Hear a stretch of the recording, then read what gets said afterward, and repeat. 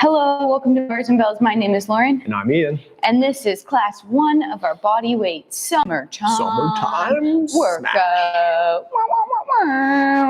Normally this class would take place live at 8 a.m. on a Saturday or anytime thereafter in the archive. But this Saturday we are going to a cottage. So we're doing it now, making sure that we all have it ready and in the program so we can cue it up whenever we'd like. All you need is your body, a little bit of space. We'll get started with a nice walking body weight warm-up. As mentioned, body weight, and then we'll get into some upside down world time. Excellent. So I'll back up a little bit and make sure you have a little bit of a runway in front of you to start.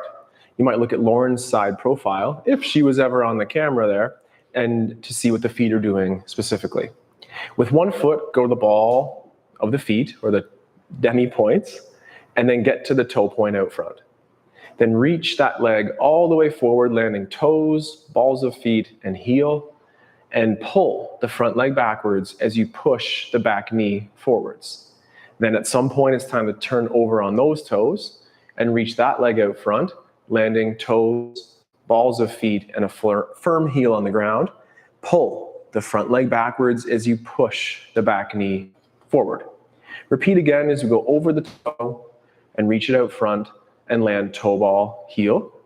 This time, let's just find a quick balance on those 2 points. Straighten the knees, squeeze the butt. Now keep the front leg straight as that back leg bends and carry that leg through and go over the toe and reach the front, toe ball, heel.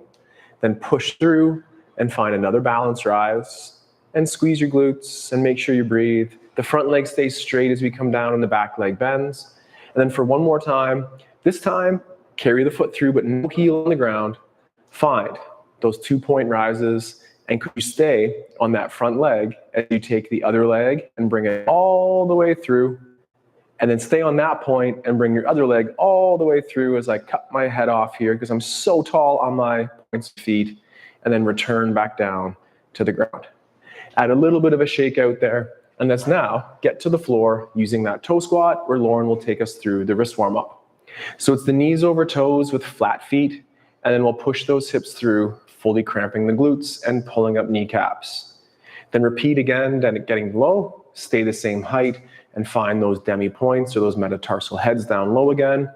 And then feet to the ground and push your hip through. For the last time, let's go knees over toes with flat feet. Then the heels could lift casually as we descend. And then quietly with the hands like me or without like Lauren, hips through, and then time for some wrists and some planks. Excellent. Let's warm up those wrists first flat on the floor.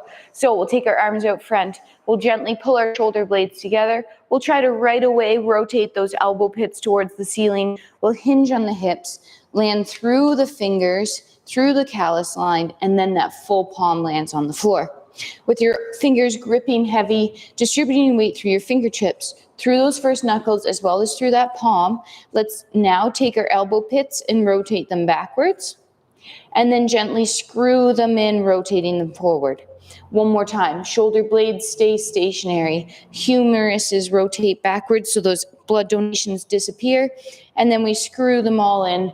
This is that handstand position, so really try to straighten them. Now, with those nice straight elbows and shoulders down, press to those fingertips, and then palms go back down. Let's do that 4 more times. Each time you're thinking, my elbows are remaining straight. My full 4 fingers on each hand are staying on the floor. My palms and my thumbs might come up.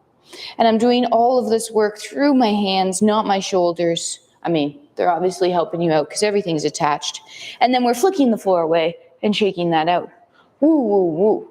Good. Let's go back down to those full fists. Hinge at hips, shoulders out of your ears.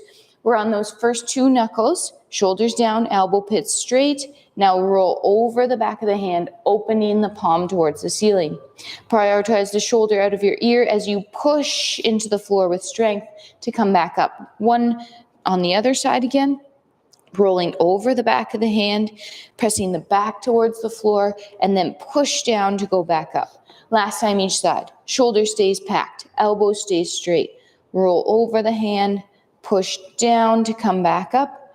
And last time on that other side, over on the hand, push down to come back up.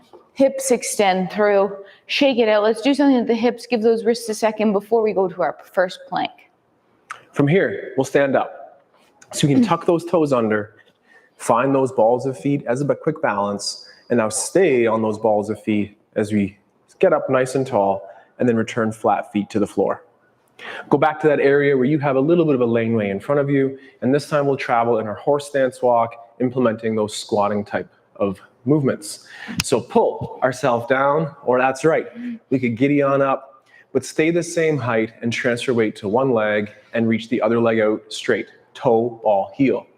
Now pull on the floor, that one leg bends completely and the other leg stiffens or straightens. Then pull the heels together. Weight transfer. Then feel the pull effort, and then complement that with that push, and then the heels return.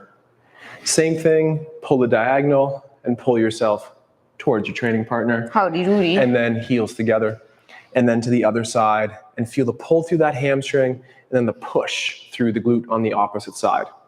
We'll do that one more time each side here as you reach to the front, and feel a pull and a push. And then last time, heels touch, diagonal pull. And when we're in this moment, keep that back hip pushing forward, avoiding the open hip. So close it up, facing the front. Knees together. Then push those hips all the way through. Add a little bit of a shake out there. We're still here, and we'll get to the floor using the toe squat again, going those knees over toes, and the heels that lift up, slowing things down. Hands or no hands, knees touch, hips extend through, core time with Lauren. Now it's plank time. Let's get into a regular plank first. Hands softly land on the floor. They're shoulder width apart, shoulders are packed, toes tucked, hips lift. Now squeeze your cheeks, pull your shoulders down, breathe. Create tension underneath you, imagining rippling the floor together by pulling your hands towards your knees without moving. Keep that tension, keep pulling for 3, 2, now push the floor forward and back, lifting the hips up. We'll just lengthen those hammies a little bit and get into our first elephant shape. So right now, tip your tailbone towards the ceiling. With slightly bent knees, that'll probably help. But then slowly think about straightening your knees, pulling your femurs in, but not necessarily by pressing the heels to the floor.